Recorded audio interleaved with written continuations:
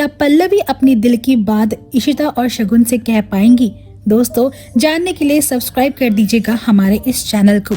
यह है मोहब्बत के इस एपिसोड में जब पल्लवी गिफ्ट शॉप से बाहर निकल रही होती है अमर से बातचीत करते हुए कि उसने भल्लास के लिए गिफ्ट ले लिया है। तो यहाँ पल्लवी को शगुन मिलती है और यहाँ पर शगुन पल्लवी से बात करती है, उसका हालचाल पूछती है, साथ ही उसे ये भी कहती है कि अगर तुम्हें कोई भी दिक्कत परेशानी हो तो मुझसे डिस्कस कर सकती हो, मैं तुम्हारी दोस्त की तरह ही हूँ। पल्लवी शगुन की बातों को समझ नहीं पाती, लेकिन यहाँ शगुन इनडायरेक्टली ये कहना चाहती है कि उसकी लाइफ में उसके पति अमर की वजह से जो भी प्रॉब्लम चल रही है वह मुझसे डिस्कस कर सकती है। इतने में ही यहाँ पर अमर आता है और शगुन को कहता है कि आप मेरी बीवी को क्या अनशेंड बातें बोलने में लगी हुई हो, आप ऐसी बातें क्यों कर रहे हो। इतने में तभी दोस्तों एक आदमी आता है और पल्लवी से टकरा जाता है, जिसके बाद अमर उस आदमी की खूब खिंचाई करता है, उसे मारने की कोशिश भी, लेकिन पल्लवी उसे शांत कराती है और यहाँ पर दोनों निकल जाते हैं भल्लास के घर की ओर। शगुन देखती है कि अमर बड़ा साइको टाइप का इंसान है, उसकी बीवी को जरा सा टच क्या कर दिया वो तो उसे मारने पर आ गया। पता नहीं आखिरकार पल्लवी की जिंदगी में क्या चल रहा है। अब यहाँ पर लंच टेबल में देखने को मिलता है जहाँ पर कि इशिता, रमन, पल्लवी और अमर बिजनेस की बातें डिस्कस कर रहे होते हैं। उतने में ही यहाँ पर रमन को और अमर को ऑफिस जाना पड़ता है, तो पल्लवी इशिता के साथ घर पर ही रुक जाती है। दोनों के दोनों लड्डू बना रहे होते हैं। इतने में इशिता देखती है कि पल्लवी सिर्फ एक हाथ से लड्डू बना रही है और ये चीज इशिता को थोड़ी अजीब लगती है। वह पल्लवी से पूछती है कि तुम एक हाथ से लड्डू कैसे बना रही हो, तो पल्लवी बताती है मुझे कुकिंग करने का बहुत शौक है, बहुत अच्छा लगता है। और यहाँ पर इशिता कहती है कि अमर को भी ये सब पसंद है, तो पल्लवी चुप हो जाती है। दूसरी ओर यहाँ पर शगुन अपने डॉक्टर के पास पहुंचती है, उसे पल्लवी और अपनी पिक्चर्स दिखा रही होती है। इतने में उसकी सोनोग्राफी का टाइम होता है तो वो अपने काम में लग जाती है। अब एक नर्स आती है जो कि पल्लवी की फोटो देखकर समझती है कि इस औरत को मैंने कहीं ना कहीं देखा है। दोस्तों, वहीं पर इशिता के घर में बेल बजती है, एक कुरियर वाला आता है जो कुरियर पल्लवी अटेंड करती है और यहाँ पर इशिता देख लेती है कि पल्लवी अपने दोनों हाथों का इस्तेमाल कर पा रही है, लड्डू सिर्फ एक हाथ से क्यों बना रही है। जैसे ही पल्लवी चेयर पर बैठते कुरियर रखती है तो इशिता उससे बातों ही बातों में ऐसी पूछती है कि तुम एक हाथ से क्यों काम कर रही हो, दोनों से कर लो। अब जैसे ही पल्लवी का शॉल थोड़ा सा हटता है कंधे से, वह देख लेती है उसके कंधे पर मारपीट के निशान है। अब इशिता डायरेक्टली पूछ लेती है कि तुम आवाज क्यों नहीं उठाती हो। पल्लवी उसकी बात नहीं समझती तो इशिता बोलती है मेरी बेटी रूही ने जो भी देखा वो झूठ नहीं था, उसे प्यार और मारपीट की समझ है। पल्लवी एक औरत ही औरत का साथ देती है, मैं तुम्हारे साथ खड़ी हूँ, तुम्हें जो भी इशू है तुम मुझसे शेयर कर सकती हो और तुम्हें अपने पति के खिलाफ आवाज उठानी चाहिए। पल्लवी बोलती है ये आप क्या बकवास कर रही हो, ऐसा कुछ भी नहीं है। लेकिन इशिता साफ बोलती है कि तुम्हारे कंधे पर ये निशान साफ बता रहा है कि तुम्हारा पति अमर तुम्हें कितना टॉर्चर करता है, आखिरकार तुम ये सब कब तक सहन करोगी। दोस्तों, यहाँ पर पल्लवी इनोसेंट बनने का ड्रामा करती है और इशिता की सारी बातों को इग्नोर करती है और बोलती कि आप मेरे पति के खिलाफ मुझे मत भड़काइए।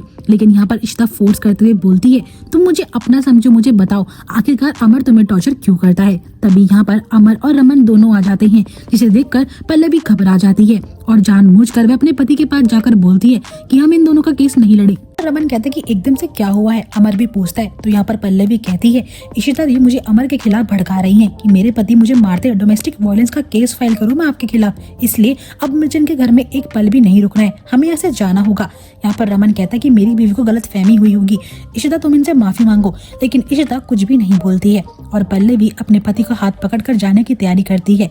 अमर कहता है कि मेरी बीवी मेरे लिए बहुत पॉजेसिव है, मुझसे बहुत प्यार करती है, लगता है बस उसे गुस्सा आ गया है। लेकिन यहाँ पर पल्लवी एक नहीं सुनती और अमर का हाथ पकड़कर वहां से निकल जाती है।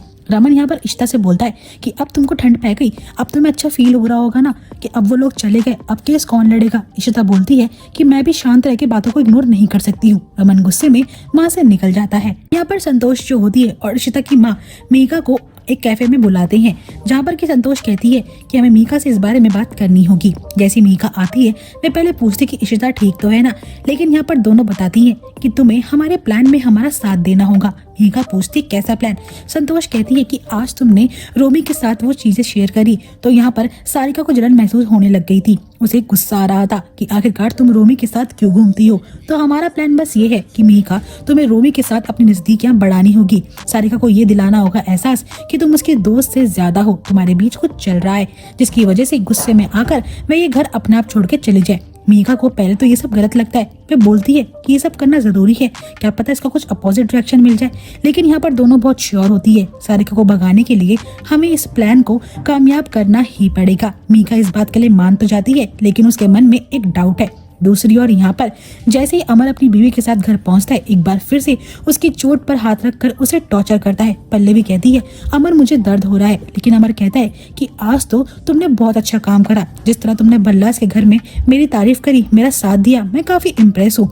अब यहाँ वो पल्लवी से कहता है कि मेरे लिए एक कप चाय बना दो और मुझसे हमेशा डरा मत करो, मैं तुमसे बहुत प्यार करता हूँ। दोस्तों यहाँ पर रमन इशिता से पूछता है क्या जरूरत थी पल्लवी से इतनी बकवास करने की। इशिता बताती है मुझे और शगुन को पता है कि पल्लवी का पति उसे मारता है, आखिरकार हम कब तक ये सब सहन करेंगे। पल्लवी मेरी भी दोस्त है। रमन कहता है तो वह उन दोनों का पर्सनल मैटर है, तुम प्लीज इसमें मत घुसो, अब रोमित का केस कौन लड़ेगा। तो यहाँ पर इशिता और रमन डिसाइड करते हैं कि वह पल्लवी और अमर के घर पे जाएंगे और पल्लवी से माफी मांगेंगे। जब इशिता रास्ते में जा रही होती तो वह सोचती है कि शगुन को भी बोलना चाहिए, क्या पता शगुन को भी उससे सॉरी बोलना पड़ जाए। इसलिए वह शगुन को कॉल करती है और कहती है मैं और रमन पल्लवी के घर जा रहे उससे माफी मांगने के लिए, अगर तुम्हें टाइम मिले तो तुम भी आ जाना। लेकिन यहाँ पर इशिता बोलती है कि तुम लोग ऐसा क्यों कर रहे हो, हम तो सब जानते हैं ना। इशिता बोलती है कि पल्लवी बहुत तेज है और वह अपने पति के खिलाफ कभी भी आवाज नहीं उठा सकती है, तो हमें ही झुकना पड़ेगा क्योंकि हमारा केस भी तो है। अब इशिता ये कहकर फोन कट कर देती है। दोस्तों यहाँ पर शगुन परेशान होती है तो नर्स वही जिसने की पल्लवी की फोटो देखी होती है शगुन का ध्यान रखती है और उससे पूछती है कि तुम्हें कोई दुख तकलीफ तो नहीं। शगुन बोलती कि नहीं, मैं एकदम ठीक हूँ। अब जैसे ही वो फोटो ओपन करती है पल्लवी अपनी और इशिता की, वह नर्स उससे बोलती है बेटा क्या मैं आपसे एक बात पूछ सकती हूँ। शगुन कहती है हाँ जी पूछ सकते हैं। तो वो बोलती है कि मैं इस लेडी को जानती हूँ, इसकी मैंने डिलीवरी करी थी, इसका बेटा भी हुआ था, बस ये जानना था कि आज की डेट में इसका बेटा कैसा है और ये ठीक तो है ना। शगुन ये बात सुनकर हैरान हो जाती है और सोच में पड़ जाती है क्योंकि पल्लवी का तो कोई बच्चा है ही नहीं। वहीं अब हमें नेक्स्ट एपिसोड में ये देखने को मिलेगा कि जब यहाँ पर शगुन इशिता को कॉल करके बताएगी कि पल्लवी ही प्रगति है और उसका बेटा भी है, इसका सबूत मेरे पास है और आई विटनेस भी है, हमें ये प्रूफ करना पड़ेगा। तुरंत यहाँ पर इशिता भी जान जाएगी कि शगुन तुम बिल्कुल सच बोल रही हो और मैं ये भी जानती हूँ कि पल्लवी का बेटा आखिरकार है कौन। वो रोहित है जो कि रोमी और सारिका का बच्चा है। देखना बहुत दिलचस्प होगा आखिरकार अमर और पल्लवी का पर्दाफाश शगुन और इशिता कैसे करते हैं। आई होप आपको ये वीडियो अच्छी लगी होगी। वीडियो अच्छी लगी हो तो वीडियो को लाइक कर देना। नेक्स्ट एपिसोड की अपडेट के लिए चैनल को सब्सक्राइब करना बिल्कुल भी ना भूलिएगा।